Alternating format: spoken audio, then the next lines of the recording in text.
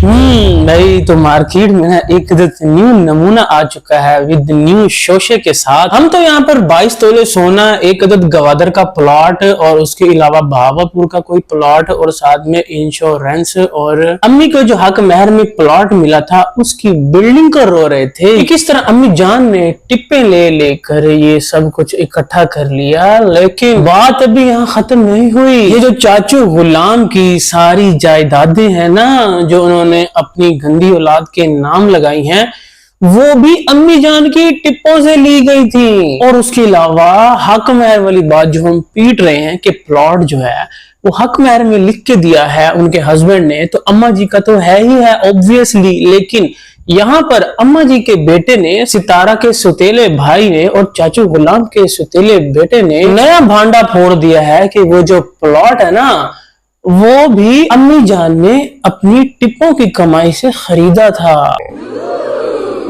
ये बंदा हर वक्त मुंह उठा के आ तो जाता है, कभी सितारा सिस्टर और कभी सलमा सिस्टर की सपोर्ट में। कोई 10 बार इस बंदे ने चैनल बनाया और डिलीट कर दिया, ऑडियंस के हाथों मजबूर हो गया। अगर सितारा की सपोर्ट करता है तो सलमा वाले इसकी कुत्तों वाली करते हैं, और अगर सलमा की सपोर्ट करता है फिर तो इसको ऑलमोस्ट दुनिया फानी से रुखसत ही कर देते हैं। और यही हुआ था लास्ट टाइम भी, जब इसने रो के वीडियो बनाई थी ना, जब सलमा की वीडियो आई, इसने कहा कि मेरी सलमा के साथ बहुत जुल्म हुआ है, इन जालमों ने, मेरी अपनी बहन ने, सितारा ने इतना कुछ कर दिया, उसका घर बर्बाद कर दिया। और आज यही बोल रहा था कि बाबा की गंदी औलाद ने ना वहां पे बैठ के प्लानिंग की थी और सलमा के साथ मिलके सितारा को बर्बाद किया था, और उसके अंदर अपना हिस्सा भूल गया। जो इसने हिस्सा डाला था ना, उसके बाद बेचारे का चैनल ही खत्म हो गया। इसको करना पड़ेगा, इतना हेट मिला इसको। और उससे पहले जब सितारा सऊदीया गई थी ना, तब भी इसको बड़ी मिर्चें लगी थी। मेरी अम्मा सितारा के साथ क्यों मिल रही है? एक तरफ तो वो पहले बैठे ही सलमा के पास है और दूसरी तरफ सितारा पहुंच गई है वहां पे। तो अम्मा जो है ना वो सिर्फ पैसे के यार है, जिसके पास पैसा है अम्मा बस उसी से मिलती है, हमारे से तो मिलती ही नहीं है। जो आज अम्मी के हकूक के लिए बैठा था ना, जो बोल रहा था कि अम्मी जान के साथ ना बहुत जुल्म हुआ था, अम्मी इतना ज्यादा काम करती थी, घर में सिलाइयां करती थी, लेकिन हमारे जो वालिद साहब है ना, सगे वाले, अपने नदीम, अपने सगे जो अम्मी का फर्स्ट हस्बैंड है, उसको बोल रहा था कि वो बहुत जालिम था।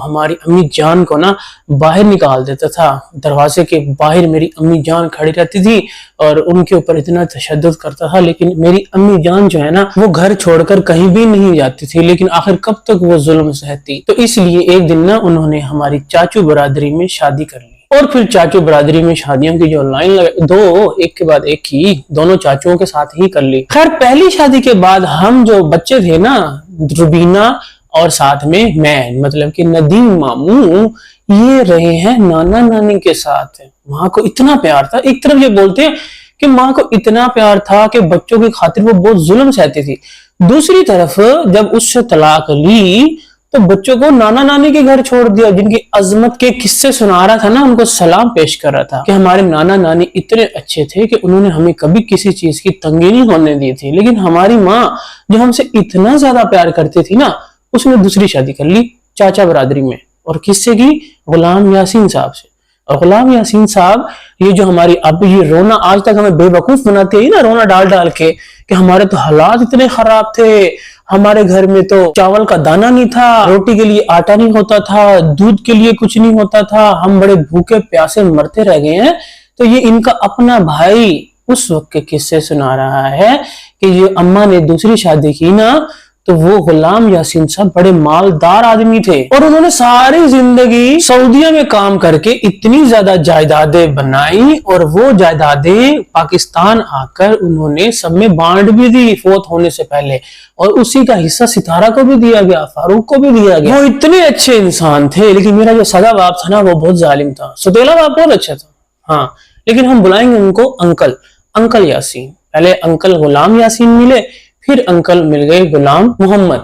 लेकिन वो जो अंकल गुलाम मोहम्मद थे ना, अम्मी के जो अब थर्ड हस्बैंड हैं, मुझे पहले से ही पता था कि वो अंकल गुलाम मोहम्मद मेरी अम्मी के साथ कभी खुश नहीं रहेंगे। मुझे उसी टाइम से ही पता था कि ये अम्मी के साथ कभी भी खुश नहीं रहेंगे। और उस शादी का तो हमें पता ही नहीं था। मैं तो उस वक्त ना यहाँ था ही नहीं, मैं तो कराची में था, क्योंकि मैं टेलरिंग का काम करता था। और टेलरिंग का काम भी जो हमारे पहले वाले अंकल थे ना, अम्मी के सेकंड हस्बैंड, उन्होंने मुझे ना बिठा के आए थे, कोई नज़ीर बलोच था कि नज़ीर मोहम्मद था कि किसके पास ना, वहां जाकर मैंने काम सीखा। तो मैं उसी काम के सिलसिले में कराची गया हुआ था, और वो जो चाचू अनवर है ना, जिसको अभी भाभी का हक चाहिए, हकूक दो भाभी का, उसने मिलके मेरी अम्मी की और चाचू की ना शादी करवा दी। अभी जो इनके तीसरे हस्बैंड है, हमें तो पता ही नहीं था, हालांकि हमें वो बंदा इतना जहर लगता था, हमें तो पहले से पता था ये कितने लालची इंसान है, ये कभी भी मेरी माँ के साथ खुश नहीं रहेंगे। हालांकि कहना इसको ये चाहिए था कि मेरी माँ उसके साथ खुश नहीं रहेगी, ये बोला बैठा है, सच बयान फ्लो में कर दिया कि मुझे पता था कि ये मेरी माँ के साथ कभी खुश नहीं रहेगा। इस बंदे ने फिर मेरी माँ को सऊदीया ले जाके उससे वो काम करवाया, इतनी टिप्पे दिलवाई, उनसे जायदादें खरीदी, फिर वो अपने बच्चों के नाम लगा दी, नज्जो के नाम लगा दी, आयशा के नाम लगा दी, वो अरबी के नाम लगा दी,